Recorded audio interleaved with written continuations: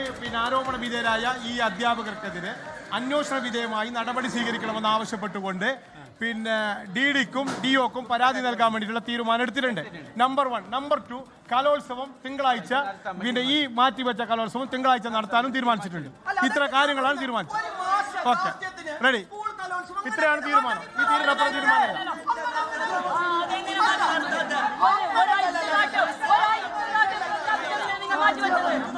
എന്തുകൊണ്ട് കലോത്സവം മാറ്റി വെച്ചതിന്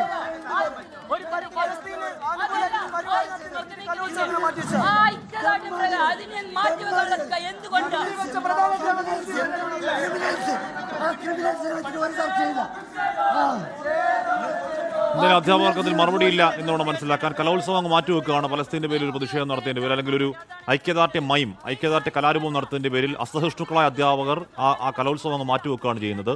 അത്തരം ഇൻടോളറൻസ് എന്തിനാണ് എന്ന കാര്യം ആർക്കും മനസ്സിലാവുന്നില്ല. അധ്യാപകർക്ക് വിശദീകരിക്കാനും കഴിയുന്നില്ല.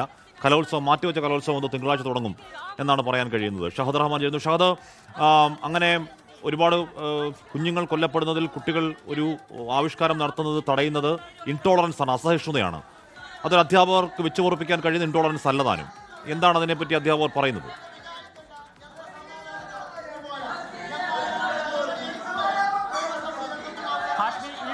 ഇതുവരെ അധ്യാപകരുടെ ഭാഗത്തുനിന്നോ സ്കൂളിന്റെ ഭാഗത്തുനിന്നോ യാതൊരുവിധ വിശദീകരണവും ലഭിച്ചിട്ടില്ല. ഹാഷ്മി സൂചിപ്പിച്ചതുപോലെ തന്നെ ലോകം ഒറ്റയ്ക്കും പലസ്തീന് വേണ്ടി ഐക്യദാർഢ്യം പ്രഖ്യാപിക്കുന്ന ഒരു സമയം, ആ സമയത്ത് കുമ്പള ഗവൺമെന്റ് ഹയർ സെക്കൻഡറി സ്കൂളിലെ ഒരു അധ്യാപകന് മാത്രം എന്തുകൊണ്ടാണ് ഈ പ്രശ്നം എന്നുള്ളതിന് കൃത്യമായിട്ട് ഒരു മറുപടി ലഭിച്ചിട്ടില്ല. അതായത് വിദ്യാർത്ഥികളും കഴിഞ്ഞ മണിക്കൂറിൽ നമ്മൾ വിദ്യാർത്ഥികളോട് ചോദിച്ചിട്ടുണ്ടായിരുന്നു, അതായത് എന്താണ് ഇതുമായി ബന്ധപ്പെട്ട് നിങ്ങൾ നേരത്തെ മുന്നൊരുക്കം നടത്തിയിട്ടുണ്ടായിരുന്നോ എന്നൊക്കെ ചോദിച്ചിട്ടുണ്ടായിരുന്നു. പക്ഷേ ആ വിദ്യാർത്ഥികൾ അതായത് സാധാരണഗതിയിൽ മൈം അവതരിപ്പിക്കാനാണ് വന്നിട്ടുണ്ടായിരുന്നത്. ആ സമയത്ത് സ്റ്റേജിൽ ഒരു കുട്ടിയെ എടുത്ത് പൊന്തിക്കുന്ന ഘട്ടത്തിലാണ് ഈ അധ്യാപകൻ വന്ന് കർട്ടൻ ഇടാൻ പറഞ്ഞിട്ടുണ്ടായിരുന്നത്. ഹാഷ്മി സൂചിപ്പിച്ചതുപോലെ തന്നെ വിദ്യാർത്ഥികളെ സംബന്ധിച്ചിടത്തോളം അവരുടെ ആവിഷ്കാര സ്വാതന്ത്ര്യമാണ്.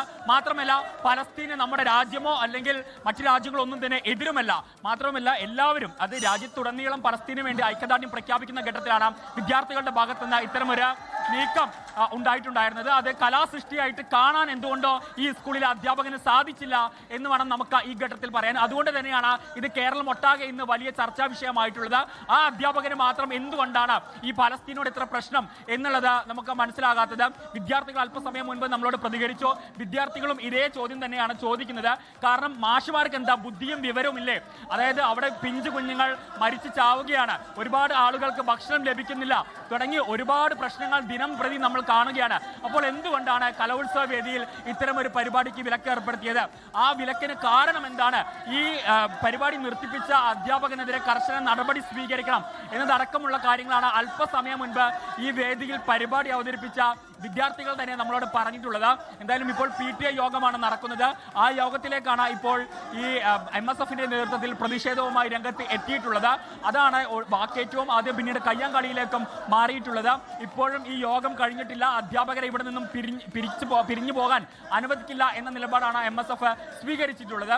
മാത്രവുമല്ല ഇപ്പോൾ പോലീസ് സംഭവ സ്ഥലത്തേക്ക് എത്തിയിട്ടുണ്ട്. ഇത്രയും നേരം പോലീസ് കോമ്പൗണ്ടിന് പുറത്തായിരുന്നു. ഇപ്പോൾ കാര്യങ്ങൾ കൈവിട്ടു എന്ന് മനസ്സിലാക്കിയ പശ്ചാത്തലത്തിലാണ് ഇപ്പോൾ പോലീസും കോമ്പൗണ്ടിനകത്തേക്ക് വന്നിട്ടുള്ളത്. അല്പസമയം ഇപ്പോൾ നമ്മളോട് സംസാരിച്ച വ്യക്തി പറഞ്ഞത് അതായത് തിങ്കളാഴ്ച വീണ്ടും കലോത്സവം ആരംഭിക്കും എന്നുള്ളതാണ്. പക്ഷേ എന്തിനാണ് കലോത്സവം നിർത്തിവെച്ചതെന്നോ ആ വിദ്യാർത്ഥികളുടെ സർഗാത്മകമായിട്ടുള്ള പ്രവർത്തനങ്ങൾ എന്തുകൊണ്ടാണ് അധ്യാപകൻ നിർത്തിവെപ്പിച്ചത് എന്നതിന് കൃത്യമായിട്ടൊരു മറുപടി തരാൻ ഇതുവരെ അധ്യാപകർക്കൊന്നും തന്നെ സാധിച്ചിട്ടില്ല എന്നുള്ളതാണ്. അതുകൊണ്ട് തന്നെയാണ് വിദ്യാർത്ഥ്യത്തിന് അത് ഇപ്പോൾ കാര്യങ്ങൾ കൂടുതൽ സംഘർഷത്തിലേക്ക് വഴിമാറുകയാണ്.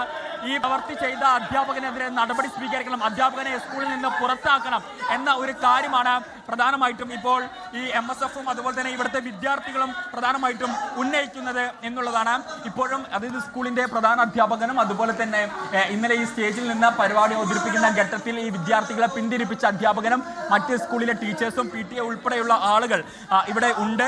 പക്ഷേ ഇതിൽ കൃത്യമായിട്ട് ഒരു മറുപടി നൽകാൻ ഇതുവരെ ഈ പ്രധാന അധ്യാപകർക്കോ സ്കൂൾ മാനേജ്മെന്റിനോ സാധിച്ചിട്ടില്ല എന്നുള്ളതാണ് ഏറ്റവും പ്രധാനപ്പെട്ടിട്ടുള്ള കാര്യം. ഹാഷ്മി സൂചിപ്പിച്ചതുപോലെ സ്റ്റേജിൽ കയറി എന്താണ് ആക്രോശത്തോടു കൂടി കുട്ടികളെ തടഞ്ഞ അധ്യാപകൻ ഈ കൂട്ടത്തിലുണ്ടോ? ഷാദ് അയാളോട് തന്നെ ചോദിക്കൂ, എന്താണ് അയാളുടെ പ്രശ്നം എന്ന് ചോദിക്കൂ. ഷാദ്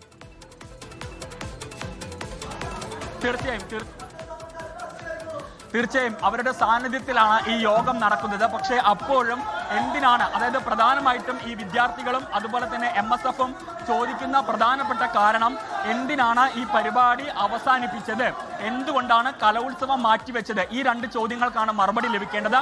അതിന് ഉത്തരം മുട്ടി നിൽക്കുകയാണ് സ്കൂളിലെ അധ്യാപകർ എന്ന് വേണം നമുക്ക് പറയാൻ.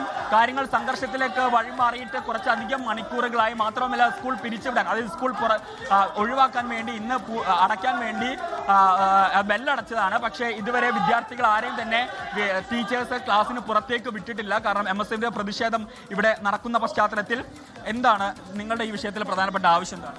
ഞങ്ങളുടെ ആവശ്യം എന്ന് വെച്ചാൽ ഈ അധ്യാപകനെതിരെ നടപടി എടുക്കണമെന്നുള്ളതാണ് ആവശ്യം. കാരണം നമുക്കറിയാം കേരളവും